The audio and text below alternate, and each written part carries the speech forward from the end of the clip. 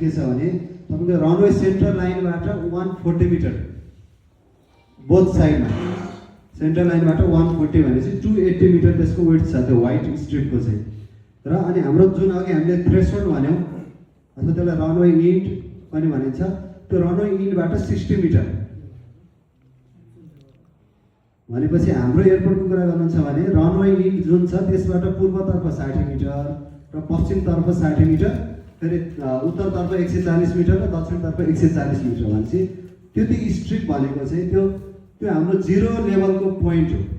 अब पोखरा इन्टरनेसनल एयरपोर्टको चाहिँ हामीले जुनसुकै यो जुन हाइट क्यालकुलेसन गर्दाखेरिको चाहिँ हाम्रो जिरो पोइन्ट रिफरेन्स पोइन्ट भनेको त्यो हो।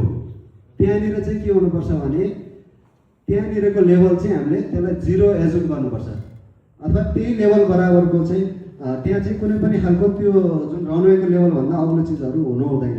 जुन चाहिँ एउटा नेभिगेसनल पर्पजको लागि जुन एयरक्राफ्टकै सजिलोको लागि चाहिने उपकरणहरू बाहेक अरू कुनै पनि संरचनाहरू हुनु हुँदैन भन्ने एरिया जुन रनवे स्ट्रिप हो। र त्यो स्ट्रिपबाट अब बल्ल हाम्रो सर्फेसहरू चाहिँ सुरु हुन्छन्। जस्तै भनौँ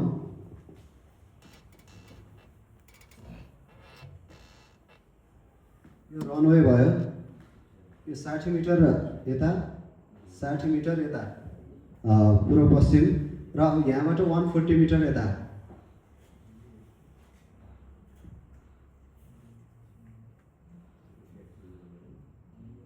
यो 140 मिटर है,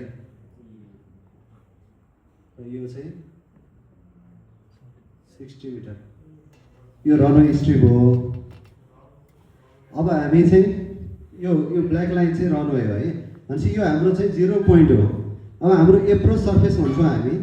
एप्रोच सर्फेस भनेको चाहिँ यो लाइन एप्रोच सर्फेसको इनर लाइन भनेको यो जिरो पोइन्ट हो। अब यहाँबाट हामी चाहिँ तपाईँको जति यता जान्छौँ, अब अहिले पोखरा एयरपोर्टको कुरा गर्नुहुन्छ भने यो 2% स्लोप भनेपछि हामी यसलाई सेक्सनमा हेऱ्यौँ भनेदेखि चाहिँ यो चाहिँ 2% स्लोपमा अपवर्ड यसरी गएको भन्ने हामीले चाहिँ एजुम्सन गरिन्छ। र अब यसको चाहिँ के छ भने अब हामीले हेर्दाखेरि चाहिँ रनवेको अब यो पनि कुरा आउने गरेको छ, हेर्दाखेरि त रनवेभन्दा थोरै साइडमा पर्छ, किन यस्तो मापदण्ड भन्ने हुन्छ। यो एप्रोच सर्फेस भनेको ठ्याक्क सेन्ट्रल लाइनको एक्सटेन्सन होइन कि यसको इनर एज यो हो। र हामी यहाँबाट चाहिँ 15% डाइभर्जेन्स, यो 15% डाइभर्जेन्स गरेपछि यो बल्ल हाम्रो एप्रोच सर्फेस यसरी बन्छ। त्यो पोइन्टबाट 15% डाइभर्जेन्स भनेपछि तपाईँको कुनै पनि तपाईँले हामीले अब क्यालकुलेसन गर्दाखेरि कुनै एउटा बिल्डिङको लोकेसन यहाँ हुनु र यहाँ हुनु अथवा यो बिचमा कतै हुनु, त्यो सेम नै हो त्यसको हाइट। भनेपछि यो रनवे यो पोइन्टबाट सेन्ट्रल लाइनमा हुँदाखेरि लाई मात्रै नभइकन यो सर्फेसभित्र चाहिँ यो सेक्सनमा एउटै हुन्छ। अब अर्को पोइन्टमा गयो भने पनि यो लाइनभित्र यो एप्रोच सर्फेसभित्रको एभ्री पोइन्टमा चाहिँ त्यसको हाइट सेम नै हो। तर हामीले अब यसको डिस्टेन्स निकाल्दाखेरि के गर्नु पऱ्यो भन्दा पहिला चाहिँ स्टेट डिस्टेन्स नै हेर्नु पऱ्यो।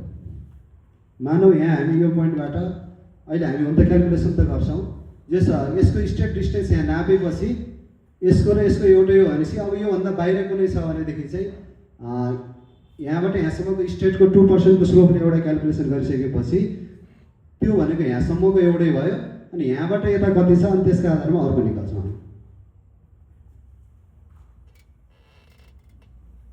यो प्लानमा है यो एप्रोच सर्फेस यस्तो भयो। र अब अर्को हाम्रो चाहिँ यो सँगै जोडिएको भनेको ट्रान्जिसन सर्फेस हुन्छ।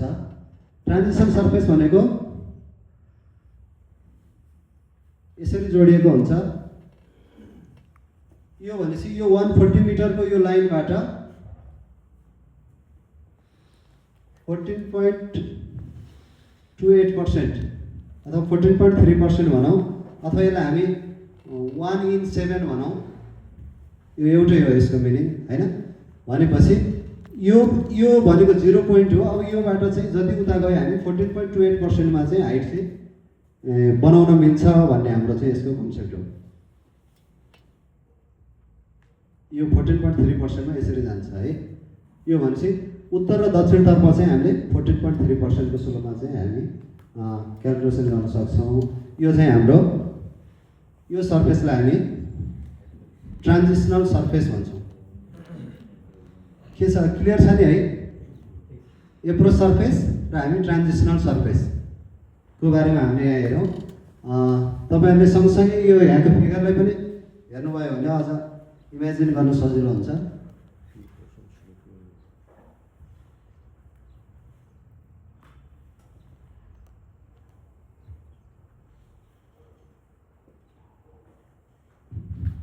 अब यो ट्रान्जिसन सर्फेस यसरी 14.3% स्लोपमा जाँदाखेरि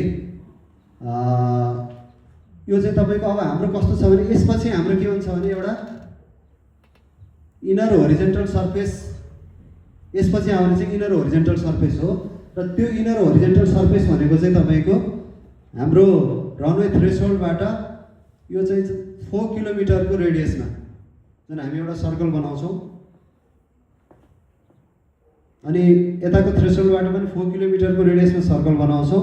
र यी दुईवटा सर्कललाई हामीले ट्यान्जेन्ट लाइनले अर्को एउटा चाहिँ जोड दिएर जुन ट्यान्जेन्ट पोइन्टमा चाहिँ यसलाई कर्भ बनाइदिएर हामी एउटा यो सर्फेसको परिकल्पना गर्छौँ। र त्यो इनर होरिजेन्टल सर्फेस एउटा सर्टेन हाइटमा गइसकेपछि जुन इनर होरिजेन्टल सर्फेसको चाहिँ म्याक्सिमम हाइट भनेको 45 मिटर भनेपछि रनवे एयरपोर्टको जुन हाम्रो इलिभेसन हुन्छ त्योभन्दा 45 मिटर माथि गएर चाहिँ त्यो यो सर्फेस छ, इनर होरिजेन्टल सर्फेस। यहाँ पनि देख्न सक्नुहुन्छ यो जुन हाम्रो यो ग्रिन छ, यो चाहिँ ग्रिन पार्ट चाहिँ इनर होरिजेन्टल सर्फेस हो। त्यो चाहिँ हाम्रो यो बेस लेभल हो भने योबाट 45 मिटर हाइट भनेपछि 45 मिटर हाइटमा त्यो सर्फेस छ भनेपछि कुनै पनि संरचना त्यो 45 मिटरभन्दा माथि गयो भने चाहिँ त्यो चाहिँ अब्स्ट्याकल हो है। अब हाम्रो अहिले चाहिँ तपाईँको क्यालकुलेसन गर्दाखेरि हाम्रो मेजर चाहिँ यही इनर होरिजेन्टल सर्फेसभित्र नै हामी रहन्छौँ। 4 किलोमिटर भनेको हाम्रो लगभग सफिसियन्ट नै हो। डिफ्रेन्ट सर्फेसेसहरू त्योभन्दा बिवाइन्ड पनि छ। त्यसपछि हाम्रो कोनिकल सर्फेस भन्ने आउँछ 5% स्लोपमा। यो सर्फेसभन्दा बाहिर 5% स्लोपमा चाहिँ अर्को एउटा कोनिकल सर्फेस आउँछ। 5% हाइटमा चाहिँ त्यो बढ्दै जान्छ त्यहाँबाट। र त्यसपछि पनि अब हाम्रो लास्टमा चाहिँ आउटर होरिजेन्टल सर्फेस भनेर आउँछ। त्यो चाहिँ हाम्रो 150 मिटर हाइटमा जुन हामीले रनवेको लेभलबाट अघि 45 मिटरको इनर होरिजेन्टल भन्यो भने आउटर होरिजेन्टल सर्फेस चाहिँ 150 मिटरमा हुन्छ। र यो एप्रोच सर्फेस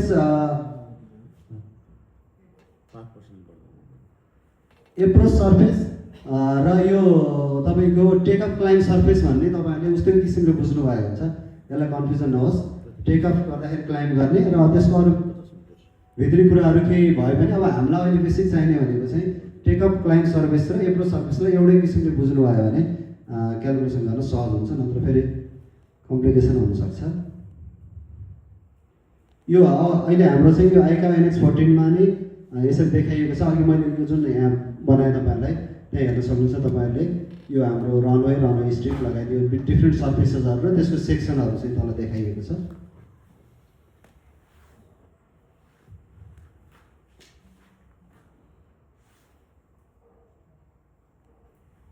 अब यो सर्फेस बुझिसकेपछि हामीलाई एउटा चाहिँ 4.1 टेबल 4.1 यो NH14 भित्र चाहिँ एउटा टेबल दिएको छ। त्यो टेबलभित्र के दिएको छ भने कुन खालको एयरपोर्टमा कुन सर्फेस चाहिँ कहाँसम्म त्यसको लिमिटेसन भनेर यहाँ दिएको छ। हामी उदाहरणको लागि हेरौँ। अब हाम्रो चाहिँ पोखरा इन्टरनेसनल एयरपोर्ट चाहिँ प्रिसिजन एप्रोच क्याटेगोरी फर्स्ट र 4D क्याटेगोरीको एयरपोर्ट भएको हुनाले हामी हेर्न सक्छौँ तपाईँको प्रिसिजन एप्रोच क्याटेगोरीको एयरपोर्टमा 3 र 4 कोड नम्बर दिएको छ 1 2 3 4 मैले त्यहाँ येलोले हाइलाइट गरेको छु। 3 4 भनेपछि त्यो कोलमको हामीले मापदण्डहरू हेर्नु पऱ्यो 4D भएको हुनाले। अब तपाईँहरू हेर्न सक्नुहुन्छ यता कोनिकल सर्फेस भनेर दियो फर्स्टमा। त्यो कोनिकल सर्फेसको स्लोप कति छ भन्दा त्यहाँ हेर्नुहोस् 5% छ।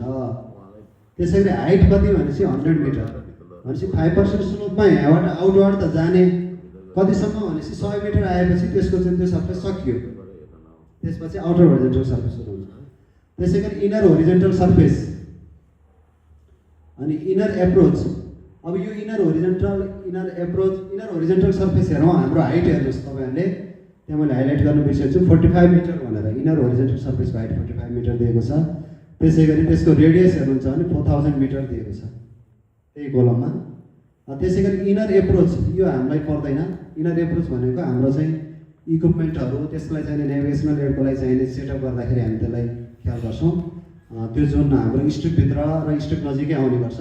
अब हामी एप्रोच सर्फेसमा जान्छौँ सिधै। एप्रोच सर्फेसमा हेर्नुभयो भने लेन्थ अफ इनर एज भनेर हेर्नु त तपाईँले त्यहाँ कति देख्नु भएको छ 280।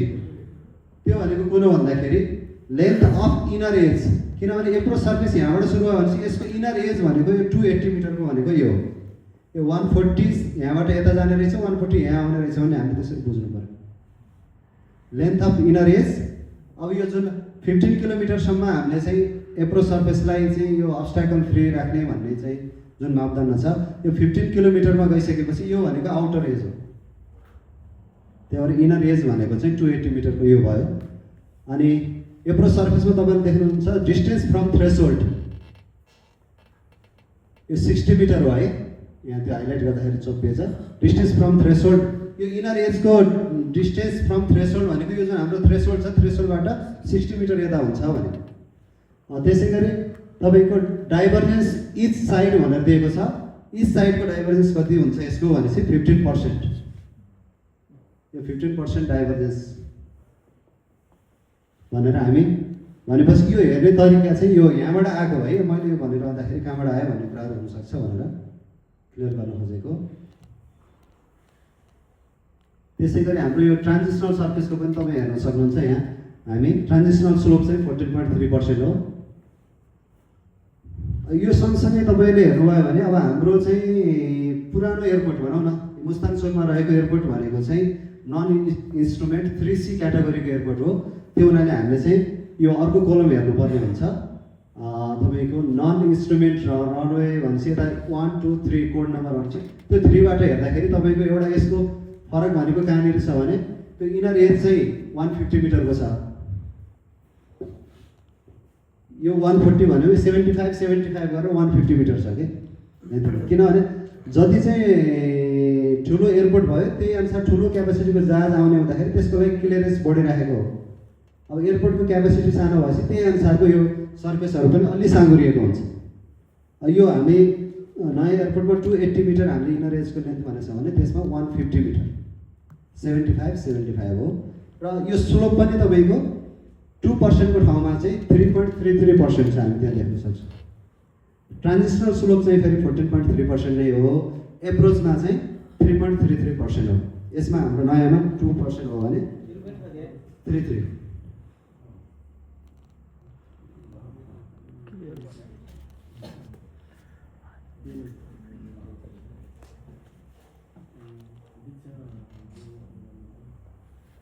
मलाई लाग्छ बेसिक एउटा यो सर्फेसहरू भनेको हाम्रो के हो र यसको स्लोपहरू कसरी लिने अथवा डेटा कहाँबाट आएको रहेछ भन्ने कुरा यहाँलाई जानकारी भयो जस्तो लाग्छ। अब हामी हेर्छौँ यो एप्रोच सर्फेस अघि मैले अब यसको बारेमा भनिसकेँ। ल हेर्नुहोस् हामी देख्न सक्छौँ रनवे छ 60 मिटर उता गएपछि एप्रोच सर्फेसको इनर एज सुरु भएको छ। त्यसपछि एप्रोच सर्फेस चाहिँ 15% को डाइभर्जेन्समा त्यसरी गएको हामी त्यहाँ प्लानबाट देख्न सक्छौँ। र तल सेक्सनमा हेर्नुभयो भने र यसमा पनि त्यो 15 किलोमिटरभित्र पनि 3टा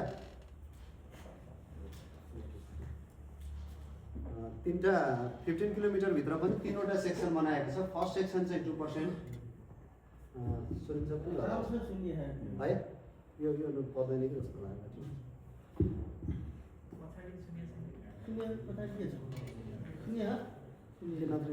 ठिकै छ। 3वटा सेक्सन बनाएको छ। फर्स्ट सेक्सन चाहिँ 3 किलोमिटरसम्म, सेकेन्ड सेक्सन चाहिँ त्यसपछिको 3.6 किलोमिटर र लास्ट सेक्सन चाहिँ 8.4 किलोमिटर। जुन हामीले 2% भन्यौँ नि त्यो चाहिँ हाम्रो एयरपोर्टको थ्रेसहोल्डबाट जुन इनर एजबाट चाहिँ 3 किलोमिटरसम्म चाहिँ हामी चाहिँ 2% को स्लोप लगाउँछौँ। त्यो बिवाइन गएपछि त्यसपछिको 3600 मिटरको लागि चाहिँ 2.5% स्लोप हामी युज गर्न सक्छौँ। त्यसै गरी त्यसपछि त अब हाम्रो थर्ड सेक्सन 8400 मिटरमा चाहिँ 150 मिटर गेन भइसकिहाल्छ है। र यो चाहिँ incline plane or combination of plane preceding to the threshold. Threshold भन्दा अगाडिको चाहिँ एउटा इन्क्लाइन सर्फेस हो भनेको छ। र यो एप्रोच गर्ने एयरक्राफ्टलाई चाहिँ जुन सेफली आउनको लागि र टेकअप गर्ने एयरक्राफ्टहरूलाई चाहिँ सेफली जानको लागि चाहिँ यो सर्फेस चाहिँ अब्स्ट्याकल फ्री हुनुपर्छ, त्यो स्लोपमा चाहिँ त्यो एरिया चाहिँ क्लियर हुनुपर्छ भन्ने मान्यता हो।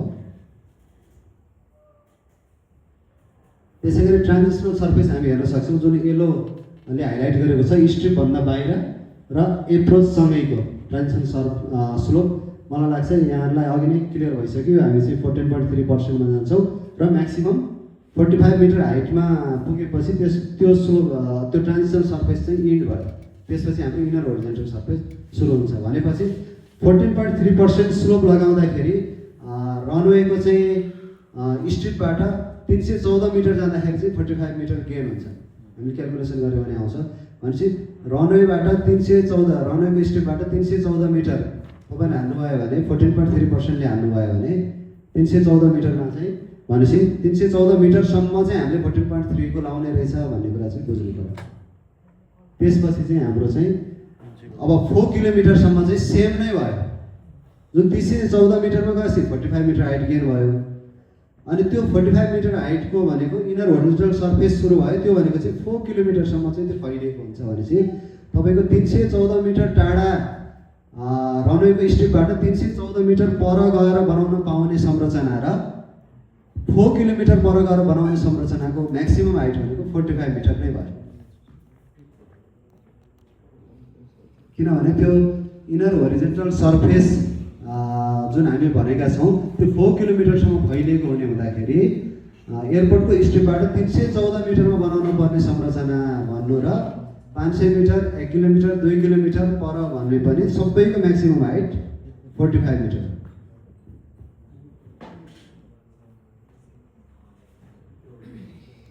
यो इनर होरिजोन्टल सर्फेस यो मैले भन्नै सकेँ है। र अब कोनिकल सर्फेस यो 5% स्लोपमा हुन्छ भनेको थिएँ मैले। त्यसै गरी आउटर होरिजोन्टल सर्फेस यसको म्याक्सिमम हाइट 150 मिटर हुन्छ। र यो अब्स्ट्याकल मार्किङ र लाइटिङ हामी यो सबै कुरा त हामी यो त हाइपोथेटिकल हो नि त, यो एउटा चाहिँ फ्री हुनुपर्छ सबै भन्ने कुरा। तर कति हुन्छ अब हामीले रोड बनाउने बेलामा पनि चाहिँ यस्ता कुराहरू कन्सिडर गर्छौँ नि होइन। त्यस्तै जस्तो जुन नेचुरल अब्स्ट्याकलहरू हुन्छ जुनलाई हामी एभोइड गर्नै सक्दैनौँ एउटा पार्ट, र अर्को जुन नेभिगेसनल पर्पजका लागि नै राख्ने इक्विपमेन्टहरू एन्टेनाहरू टावरहरू हुन्छ, अब त्यो त राख्नै पर्यो त्यसैको सहजको लागि त्यसैको सेफ अपरेसनको लागि युज हुने नेभिगेसनल एडहरूको लागि राख्दाखेरि राख्नै परेमा त्यो राख्नै पर्यो, त्यो नराख्नुको विकल्प नै छैन। राख्नै परेमा के गर्ने भनेपछि त्यो एयर अपरेटरलाई पाइलटलाई चाहिँ त्यो बारेमा चाहिँ उसलाई भिजिबल होस्, त्यो कुरा चाहिँ थाहा होस् भन्नको लागि चाहिँ हामी यो चाहिँ यसलाई चाहिँ हामी के गर्न सक्छौँ डिफ्रेन्ट वेहरू छ मार्किङ गर्ने पनि। तपाईँको कस्तो खालको अब्जेक्ट छ, कति हाइटको छ, कुन टाइपको स्ट्रक्चर हो, त्यो अनुसार चाहिँ यसको चाहिँ डिफ्रेन्ट क्राइटेरियाहरू छ। त्यसरी मार्किङ गरेर त्यसलाई हामीले चाहिँ र मार्किङ र लाइटिङ चाहिँ हामी त्यसको टपमा चाहिँ अब्स्ट्रक्सन लाइट भन्ने हामीले चाहिँ राखेर चाहिँ हामीले एयरक्राफ्ट युजरलाई चाहिँ अवेर गर्न सक्छौँ सेफ अपरेसनको लागि भन्ने एउटा यो प्रोभिजन हो।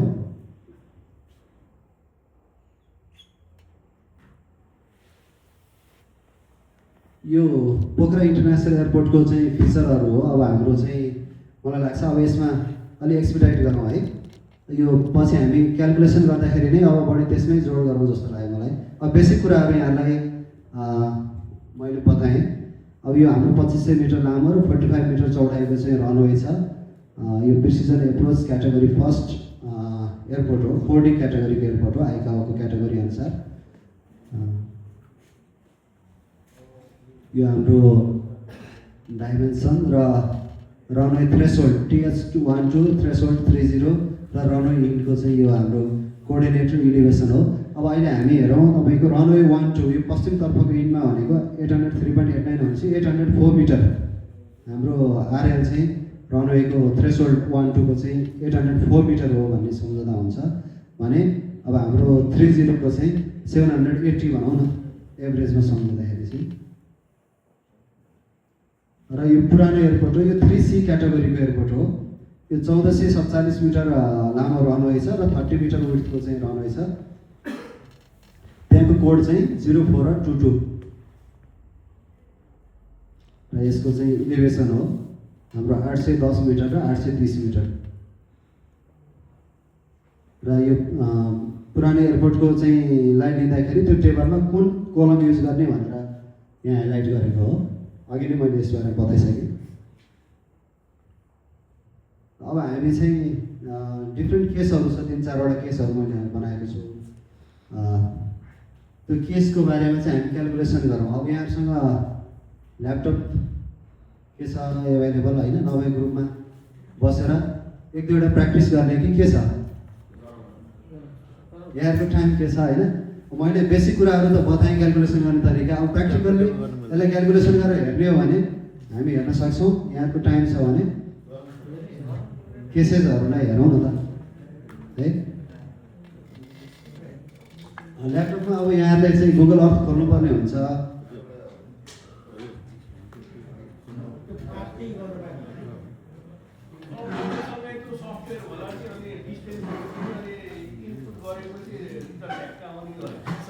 त्यस्तो छैन, त्यो भएर हामी यहाँ बस्नै पर्दैन।